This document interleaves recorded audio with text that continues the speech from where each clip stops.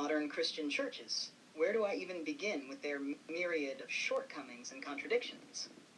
Let's embark on a journey through the tangled web of issues that seem to plague these institutions like a persistent thorn in their side. First and foremost, let's talk about the rampant hypocrisy that often runs rampant within these hallowed halls. Despite preaching messages of love, acceptance, and forgiveness, many churches are quick to judge and condemn those who don't fit into their narrow definition of righteousness.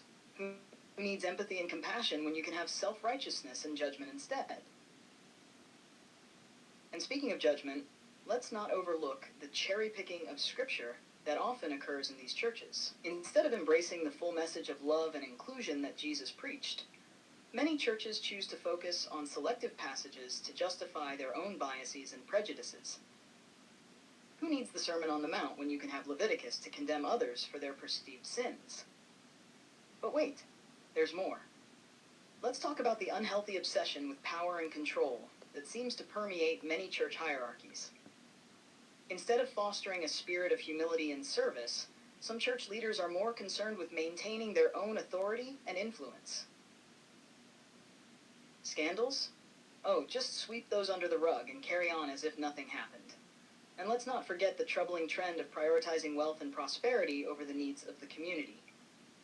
Instead of using their resources to help the poor and marginalized, some churches are more interested in building elaborate megachurches and funding lavish lifestyles for their leaders. Who needs to feed the hungry and clothe the naked when you can have gold-plated pews and marble floors?